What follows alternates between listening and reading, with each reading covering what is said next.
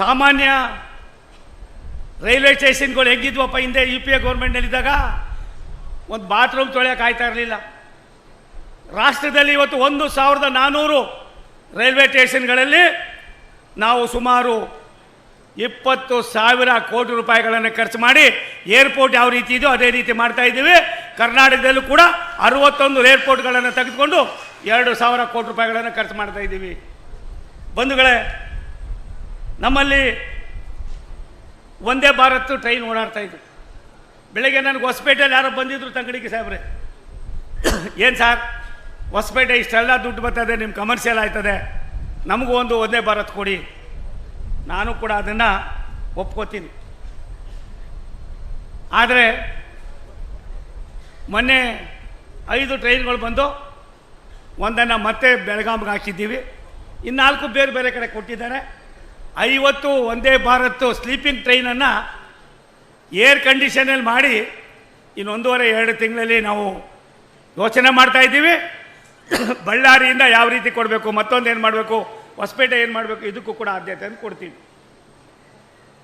ಒಟ್ಟು ನಮ್ಮಲ್ಲಿ ಒಂದೇ ಭಾರತ್ ಟ್ರೈನ್ ಇವತ್ತು ಮೈಸೂರು ಚೆನ್ನೈ, ಮಂಗಳೂರು ತಿರುವನಂತಪುರ, ಬೆಂಗಳೂರು ಕೊಯಮತ್ತೂರು, ಮಂಗಳೂರು ಮಡಗಾಂವ, ಬೆಂಗಳೂರು ಧಾರವಾಡ, ಮೈಸೂರು ಚೆನ್ನೈ, ಹುಬ್ಬಳ್ಳಿ ಪುಣೆ, ಬೆಂಗಳೂರು ಮಧುರೆ, ಯಶವಂತಪುರ ಕಾಜಿಗುಡ್ಡ, ಗುಲ್ಬರ್ಗ ಬೆಂಗಳೂರು, ಹೀಗೆ 12 ಕಡೆ ಈಗಾಗಲೇ ಮಾಡಿದ್ದೀವಿ. ನಿಮ್ಮದು ಒಂದು ಸೇರಬೇಕು ಅನ್ನೋದು ನನ್ನ ಆಸೆ ಇದೆ. ರಾಯರೆಡ್ಡಿ ಸಾಹೇಬ್ರೆ, ಸಿಂಧನೂರಿಂದ ಇನ್ನೊಂದು 15 ದಿವಸದಲ್ಲೇ ವಿರೂಪಾಕ್ಷಪ್ಪ ಸಾಹೇಬ್ರೆ ಡೈರೆಕ್ಟಾಗಿ ಒಂದು ಟ್ರೈನನ್ನು ಮಾಡೋದಕ್ಕೆ ಈಗಾಗಲೇ ಆದೇಶ ಆಗಿದೆ. ಅದು ಕೊನೆ ಹಂತದಲ್ಲಿದೆ. ನಮ್ಮ ಮಂತ್ರಿಗಳಾದ ಸನ್ಮಾನ್ಯ ಅಶ್ವಿನಿ ವೈಷ್ಣವ್ ಅವ್ರ ಹತ್ರ ಮಾತನಾಡಿ ಇನ್ನೊಂದು 15 ದಿವಸದಲ್ಲಿ ಆ ಟ್ರೈನನ್ನು ಕೂಡ ಬಿಡುಗಡೆ ಮಾಡ್ತಕ್ಕಂಥದ್ದಕ್ಕೆ ವ್ಯವಸ್ಥೆಯನ್ನು ಮಾಡ್ತೀನಿ. ಟ್ರೈನು ಕೂಡ ಕೊಟ್ಟಿದ್ದೀವಿ. ನಾನು ಈ ಜನಕ್ಕೆ ನೋಡಿದೆ, ರಾಯರೆಡ್ಡಿ ಸಾಹೇಬರು ನಾನು ಒಂದು ತಾಯಿ ಮಕ್ಕಳಿದ್ದಂಗೆ. ನಾವು ದಿನ ಜಗಳ ಕಾಯ್ತಾ ಇದ್ದಿದ್ದೆ. ಮತ್ತೊಂದು ನಾವೆಲ್ಲ JH ಪಟೇಲ್ರ ಗರಡಿಯಲ್ಲಿ, ದೇವೇಗೌಡರ ಗರಡಿಯಲ್ಲಿ ಬೆಳೆದವ್ರು ನಾವೆಲ್ಲರೂ ಕೂಡ ಒಟ್ಟಾಗಿ. ರಾಮಕೃಷ್ಣ ಹೆಗಡೆ, ದೇವೇಗೌಡರು ಮತ್ತು JH ಏನಪ್ಪ ಗೌಡರು, ನಾವೆಲ್ಲ ಒಟ್ಟಿಗೆ ಬೆಳೆದಂಥವ್ರು. ಕೆಲಸ ಮಾಡೋದು ಅಷ್ಟೇ ನಮ್ಮ ಆದ್ಯತೆ, ಬೇರೆದ್ರ ಬಗ್ಗೆ ನಮ್ಮ ಚಿಂತನೆ ಇಲ್ಲ. ಅದೆಲ್ಲವನ್ನು ಕೂಡ ಮಾಡ್ತಕ್ಕಂಥ ಕೆಲಸವನ್ನು ಮಾಡೋಣ. BEML ತಂಗಡಿಗೆ ಸಾಹೇಬ್ರೆ, ಒಂದು ಸಾರಿ ನನ್ನ ಜೊತೇಲಿ ಬನ್ನಿ. ಒಂದೇ ಭಾರತ್ ಟ್ರೈನು ಸ್ಲೀಪರ್ ಕೋಚನ್ನು ಮಾಡಿಸಿದ್ದಾರೆ. ಸನ್ಮಾನ್ಯ ಅಶ್ವಿನಿ ವೈಷ್ಣವ್ ಅವರು, ನಮ್ಮ ಮಂತ್ರಿಗಳು 4 ಬಾರಿ ಬಂದು ನೋಡಿದ್ದಾರೆ. ನನ್ನನ್ನು 4 ಬಾರಿನೂ ಕರ್ಕೊಂಡು ಹೋಗಿದ್ದಾರೆ. ಕವಚ್ ಅನ್ನೋ ಒಂದು ಟೆಕ್ನಾಲಜಿಯನ್ನು ಇಂಟ್ರೊಡ್ಯೂಸ್ ಮಾಡಿದ್ದೀವಿ. DC ಸಾಹೇಬ್ರೆ, ಕವಚ್ ಅನ್ನೋ ಒಂದು ಟೆಕ್ನಾಲಜಿಯನ್ನು ಇಂಟ್ರೊಡ್ಯೂಸ್ ಮಾಡಿದ್ದೀವಿ. ನೀವು ನೋಡಬೇಕು ಅದು ಎಷ್ಟೊಂದು ತಾಂತ್ರಿಕವಾಗಿ ಭಾರತ ದೇಶ ಎಷ್ಟು ಮುಂದುವರೆದಿದೆ ಅನ್ನೋದಕ್ಕೆ ಅರ್ಥ ಆಗ್ತದೆ. ಅದರಲ್ಲೂ ಕೂಡ ಒಂದನ್ನು ತರಬೇಕು ಅಂತ ಆಸೆ ಇದೆ. ಕುಳಿತುಕೊಂಡು ನಾವು 3 ಜನ ಕುಳಿತುಕೊಂಡು ಚರ್ಚೆ ಮಾಡಿ ಅದನ್ನು ಯಾವ ರೀತಿ ಮಾಡಬೇಕು, ಏನು ಮಾಡಬೇಕು ಮಾಡೋಣ. ಇವತ್ತು 2014ರಿಂದ 2024ವರೆಗೆ 5 ಲಕ್ಷ ಎಂಪ್ಲಾಯ್ಮೆಂಟ್ ಕೊಟ್ಟಿದ್ದೀವಿ. ರೈಲ್ವೆ ಇಲಾಖೆ 5 ಲಕ್ಷ ಎಂಪ್ಲಾಯ್ಮೆಂಟ್ ಕೊಟ್ಟಿದ್ದೀವಿ. ಮೊದಲನೇ ಬಾರಿಗೆ 90,000, ನಾವು 40,000 ಹುದ್ದೆಗಳಿಗೆ ಅರ್ಜಿ ಕರೆದಿದ್ದೀವಿ. ನಿಮ್ಮ ಸೋಮಣ್ಣ ರಾಷ್ಟ್ರದ ಪ್ರಧಾನಮಂತ್ರಿಗಳ ಮನಸ್ಸನ್ನು, ರಾಷ್ಟ್ರದ ರೈಲ್ವೆ ಮಂತ್ರಿಗಳ ಮನಸ್ಸನ್ನು ಗೆದ್ದು ಕನ್ನಡದಲ್ಲೂ ಕೂಡ ಎಕ್ಸಾಮ್ ಬರೆಯೋದಕ್ಕೆ ಅನುಮತಿಯನ್ನು ಕೊಡಿಸಿದ್ದೀವಿ. ಇದು ಯಾರಾದರೂ ಒಂದು ಚಪ್ಪಾಳೆ ಹೊಡಿತೀರೇನ್ರಪ್ಪ ನೀವು? ನಿಮ್ಮ ಮಕ್ಳಿಗೆ ಯಾರು ಅವಸ ಬೇಡವಾ?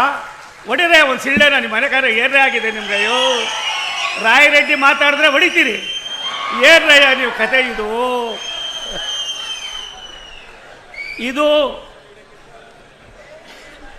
ಇದು ಯಾಕೆ ಈ ಮಾತು ಹೇಳ್ತೀನಿ ಅಂದರೆ, ಮೊನ್ನೆ ತಾನೇ ಮಂಗಳಸೂತ್ರ ಏನಾಗಿತ್ತು? ಮಂಗಳಸೂತ್ರ 40 ವರ್ಷದಿಂದ ಇತ್ತು. ಹಿಂದೆ ಎಲ್ಲ ಸರ್ಕಾರಗಳಿತ್ತು. ತಂಗಡಿಗೆ ಸಾಹೇಬ್ರೆ, ಈ ಮಂಗಳಸೂತ್ರ ಮೊದಲಿಂದಾನೂ ಇತ್ತು, ಯಾರು ಮುಟ್ಟಿರಲಿಲ್ಲ.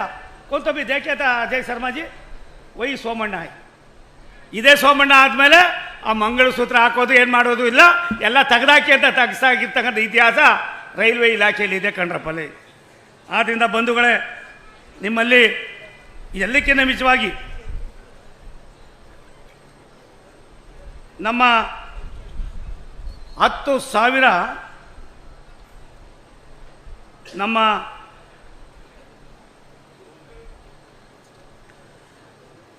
10,000 ಇಂಜಿನ್ಗಳನ್ನು ತಂಗಡಿಗೆ ಸಾಹೇಬ್ರೆ 10,000 ಇಂಜಿನ್ಗಳನ್ನು ಬೇರೆ ಬೇರೆ ಇಲಾಖೆ ರೈಲುಗಳಿಗೆ ಅಳವಡಿಕೆ ಮಾಡ್ತಾಯಿದ್ದೀವಿ 100%. ಸುಮಾರು 15,000 ಕಿಲೋಮೀಟ್ರ್ ಮಾರ್ಗ ನಮ್ಮಲ್ಲಿ ಕವಚ ಇಂಟ್ರಡ್ಯೂಸ್ ಆಗ್ತಾ ಇದೆ. 15,000 ಕಿಲೋ ಇದ್ರೊಳಗೆ ನಾನು ನಿಮ್ಮ ಕ್ಷೇತ್ರವನ್ನು ಕೂಡ ಮಾಡ್ತಕ್ಕಂಥ ಕೆಲಸವನ್ನು ಮಾಡಿದ್ದೇವೆ. ಇದಕ್ಕಾರ ಒಂದು ಚೌಡ ಹೊಡೀರಪ್ಪ ನಿಮ್ಮ ಮನೆ ಕಾಯಿನಾಗ. ನೀವು ಕೆಲಸ ಮಾಡಿದ್ರೆ ಬಿಡ್ತೀರಿ, ಹೆಂಗ್ರಯ್ಯ ನಿಮ್ಮ ಕತೆ? ಅಯ್ಯೋ,